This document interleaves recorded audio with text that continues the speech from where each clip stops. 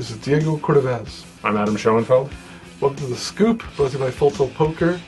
We've got part 3 with Billy Baxter. They've got to make a movie out of this guy's life. It's amazing. He's a legend, and parts 1 and 2 are on Card Player TV, and here's part 3. But as you say, you were dominating the deuce-to-seven then, and you just came back from LA doing it now. So what is it about deuce-to-seven? What kind of skills are required that Do you know what a lot of people don't realize? It's coming. I actually think the game is going to catch back on again, because I have actually created about 15, 16 brand new players in LA that want to play. In fact, there's a doctor over there. I don't know if you know Dr. Fred, they call him. He's an orthopedic bone doctor in LA. Got a lot of money, big business, loves to play poker. Got a lot of heart, and he's a pretty damn good player too. Mm-hmm. He's called me 3 times since I come on. Now, when he said, I can't get a game going without you over here. Says, when are you coming back? Says, he loved it, and when he would come in, no matter what was going on, he'd try to break the game up. Let's start a deuce game. Mm-hmm. Let's start a deuce game. It's fun. It's probably it's pure poker. Mm-hmm. It has what a lot of people talk about in other games, like we all want to talk about bluffing, but we want to have the nuts. Right. And, threaten to bluff, but yet we're playing the nuts. So, and you have a lot of that in Hold'em, although there is bluffing, but not to the extent of this game. In deuce-to-seven, you've got the information of the board. And you've got so many things, but in deuce-to-seven, we deal the hands out. I open a pot, you got a pat 10, you raise me. I got a good draw, like an 8 draw, I call it. I draw a card, you stand pat. Now, one of 2 things that's going to happen here. If I check and I don't make anything, obviously you win. Mm-hmm. So I got 2 choices. Do I want to either make my hand or I bluff you? Right. And you, with the 10 over there, your 10 is either good, because it's not easy. See, that's what makes this game so good, is the fact that it's not easy to make a hand. Mm-hmm. See, his 10 is like a 8-5 favorite. Mm-hmm. Because you got this simple math: Jack, Queen, King, Ace. That's 4. Yeah. And then the 4 pair cards is 4, so it's 8-5. He's got 5 cards he can win with, and 8 he can lose. 8 bad ones. Even if his 10 makes a better 10, you follow? Yep. So we'll give him credit for his 10 would be good if he catches a 10. So it's you're 8-5 favorite. Now, boom, he bets you. Well, he beats you or he's bluffing you. Right. So you have to make this decision each and every hand. And if you become if you want to dog it, you can just start throwing them hands away. They'll get to betting you pretty regular. Yeah. So you have to make some calls. And so it's a game of bluffing and calling bluffs and keeping the bluff off of you and that sort of thing. I mean, I've never played it, but I could just, from listening to you, that is pure poker, because there are none of these multi-street bluffs. You get 1 chance basically to tell your story, 2 chances. And they got 1 shot to beat you. That's the reason I tell them triple draw dues, which I play it, and I've gotten to where I like it too, but it's not the skill factor. Well, although it's much more skillful than people think. I call it draw till you win. Yeah, you just keep drawing till you beat the guy. You just keep drawing till you beat the guy, see? Right. And but in single draw, they get 1 shot at the apple. Right. Now you got, what are you going to do? Check or bet? Well, in triple draw, the pots are big on the end. And so now they call you. They won bet, so you got to call to protect the pot. You might bet double the pot. No, you might.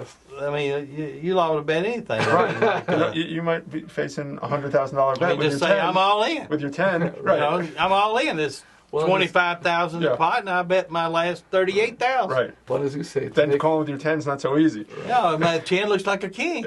Right. And as you say, to make a 7-5, the nuts, that's very rare. It ain't that easy. In no limit, you can make a nut flush or make practically the nuts. 9s and 10s are very good hands in deuce-to-seven. You got 1 draw. And even jacks. People play jacks, Pat. But like you say, now you're facing $50,000 bet. Right. It looks like a pair. Your 10 starts to look like a pair. Yeah, so it's pure poker, and it's a very it's a man's game. I'll put it that way. There's no room for if you ain't got no heart. You better find you another game. Not the best game for you at that point. One thing that always I thought was interesting is that even though you play big and you've got a lot of heart, you've always been very serious conservative as a person. I mean, what you were talking about, paying your taxes and managing your bankroll. But you're also well known because you backed Stu Ungar when he won the World Series and other times. And he's almost the antithesis of your approach to life. Well, he's opposite of you in many ways. So, I mean, you guys are very similar in your playing style, but as far as away from the table, he could never hold on to a dollar, never was not disciplined. Obviously, you're a very disciplined person. So what was the relationship like, given that he must have been very frustrating to you as a... I'm glad you asked about that, because I have a lot of, I had a lot of respect for Stewie in a lot of ways, and a lot of disrespect in a lot of ways. Yeah. He was not a successful gambler. He, incidentally, I forgot to mention him. He came around, he tried to play in our deuce game, and he wasn't too successful, I can tell you that. And he tried it every time he had money too. So and he used to say things like, "God damn it! What is it with this game? What do you do?" You know, he used to, because he was one of the guys. He would try to learn. You know, he was always trying to pick my brain about everything. But anyway, getting back to Stewie, one of the great stories, really of all time, was one of the World Series early on. He took a big lead, and I had staked him, and he had like 70,000 at the end of the first day, which was an enormous stack. Right, you started with 10,000. Right, and so now a much smaller field. I wasn't even playing it this time. I didn't play Hold'em. I was not. I was home betting on ball games. Right. So that'll just show you my interest in trying to win the bracelet.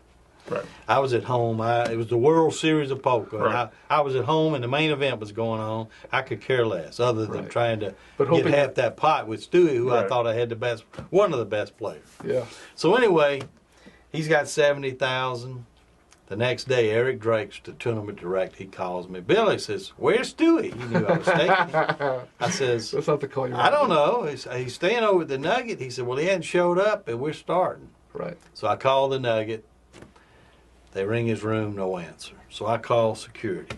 Got him to ring security. I says, "Go up and check this guy in such room. I don't know. This might be something wrong with him." So now Eric calls me back in about 20 minutes. Says, "Billy, they just took Stewie out of the Nugget on a stretcher in an ambulance, and they're taking him at Sunrise Hospital." And we're anting him. Then we're anting him up. I says, "Well, can I come play those chips?" He says, "You know you can't do that." He says, "One man to the chair." So anyway, I get in my car. That might have been the only rule that was enforced back then. Yeah, that's right. I get in my car, I drive to the hospital. So now I go in there, and he evidently, like when you get admitted, sometimes they didn't have, they must not have had a room, because he hadn't been given a room, but he was in such bad shape. They had taken him upstairs, and he was so small, he was like in a little bassinet almost. But it was one of those little beds with the sides come up, and he had the IVs coming down. Also, I go over there and I says, Stewie, wake up. So now this guy with a robe on comes over and taps me on the shoulder. Said, "Sir," says, "are you a relative of his?" I says, "No, but I'm a good friend, and he's in a poker tournament, and he needs to get out of here."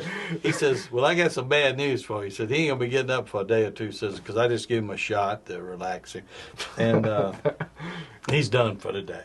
So I go home. He actually lasted all that day, and he got within one or two people of the money. Yeah, so many chips with the ante. So anyway, that was it. I'm done with you, Stewie. So for years, I would not mess with him at all.